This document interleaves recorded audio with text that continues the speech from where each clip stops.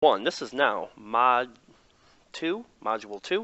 Hold on, I got some stuff under here. I need to even this out a little bit. All right, let's try that again. So here we got module 2, day 1, and module 2 is titled rational numbers. We'll talk more about what rational numbers are, but the first skill is going to be using combining. So we're going to see this word periodically, combining integers. Okay, so we should talk first of all. Integers are positive and negative numbers. So the last couple of days we've been using the integer cards for a couple of things, and they've had positive cards and you've had negative cards. All right, so that's really what we're going to talk about, is how we combine them. So the lesson objective is I can combine integers.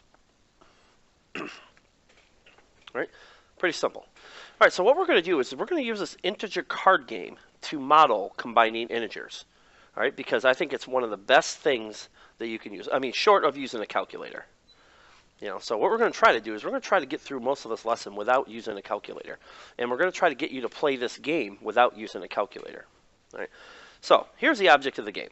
It's pretty simple. Get 0. That's what you're looking for. Okay. The value of your hand is equal to 0. Okay. We're going to start off playing with 3 cards. And the total value of the cards combined would have to be equal to 0. Eventually we'll move to 4. All right, so the first thing is, how do you determine the value of my hand? So how do we get that value? All right. So drawing 2 cards at a time. We're going to start with 2 cards, and that's what we're going to practice with, at least to start with, and what that looks like. Okay, you will all be provided with a number line that you could use, although it doesn't always help you. There are going to be some that it's not going to help with. And there are really 3 things that are going to happen when you draw 2 cards. Case 1, you draw 2 positive cards. So let's suppose you draw a positive 3 card and you draw a positive 4 card. Okay, it would be a 3 and a 4. Right? So if you draw a positive 3 and draw a positive 4, okay, here's what it's going to look like. This is what it's going to look like in problems you're going to have to do. 3 plus 4. So it looks like a standard addition problem that you've been doing, since, who knows, when you first learned how to add, first, second grade probably. All right, so we get 3 plus 4. Right, now, one thing I want to talk about is that because there is no symbol there, it means that really it's a positive 3. Right? So if you get 2 positive cards, that's going to be pretty straightforward. You just add them together. Right, now, what happens when you get 2 negative cards? Okay, this is where it's going to start to go a little haywire for you. Right? Because this is going to be weird. Let's suppose you draw a negative 3, so it would be a negative 3 card, and a negative 6 card. The equation would be negative 3 minus 6.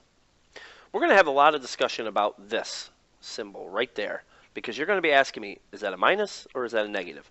What I'm going to tell you is that we're going to have to do some work, and it's going to be hard to break. But that negative, it's not a coincidence that they use that same symbol. So this is really a negative 3 and a negative 6. Now, what your gut is going to tell you to do is you're going to see this subtraction, and you're going to go, oh, 3. Because you see that and you think subtraction. But here's what really happens. I look at it as money. If I borrow 3 and I borrow 6, how much do I owe? That's really what this is.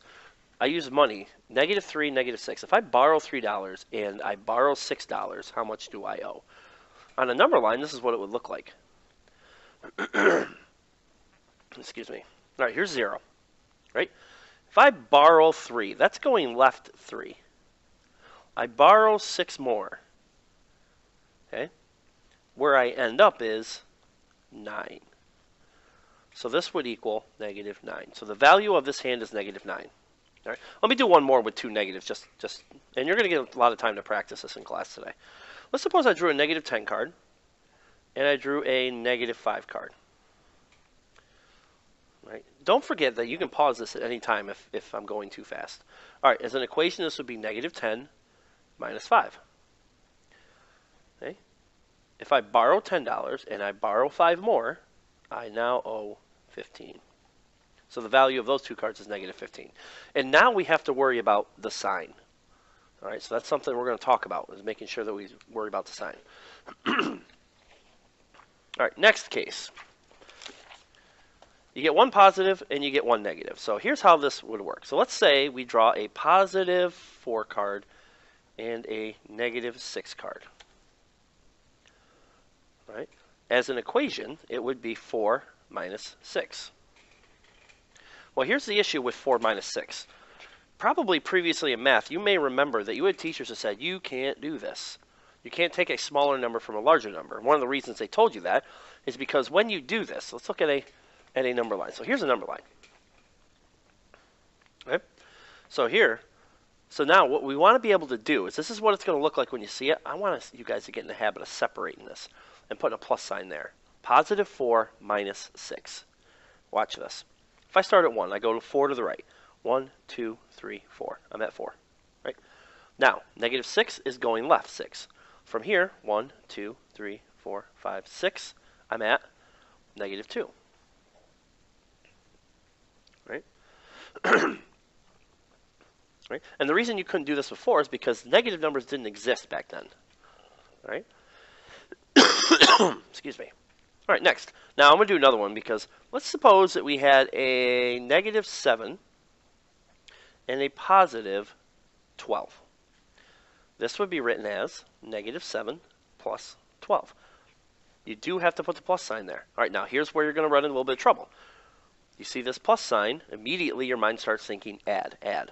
But we really have to determine, it's not a coincidence that the sign they use for plus is the same sign they use for addition. So we look at this as a negative 7 and a positive 12. So here's a number line. Here's what it looks like. All right, negative, move this up. Okay, negative 7 would be left 7. 1, 2, 3, 4, 5, 6, 7. Okay, at negative 7, now I go right 12. 1, 2, 3, 4, 5, 6, 7, 8, 9, 10, 11, 12. I'm at positive 5. All right? Now that in a nutshell is how you can find the value of your hand. Now we're going to give you some time to practice this. So in this below, in this exercise, and we'll explain to you once you're done at this point, what you're going to do is, with a partner in a deck of cards, you're going to practice drawing 2 cards at a time. You're going to draw 2 cards. You're going to write the expression and the value. You do not have to worry about this column. Right? So let's say on the first one as a model, let's say you drew a negative 1 card and a positive 5 card. So the cards would be there. Now I like to put boxes around them to represent. Those are the cards. As an expression, this would be negative 1 plus 5. And you would have to put the plus sign in front. The value, okay, the number line might help for this. Negative 1, left 1, and then positive 5, right 5. 1, 2, 3, 4, 5, and we're at 4. So for right now, the number line will help you out a little bit. But at some point, we're going to get to the point where the number line is not going to help.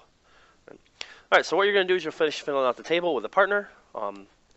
And for Module 2, Day 1, this is Mr. Sim signing off.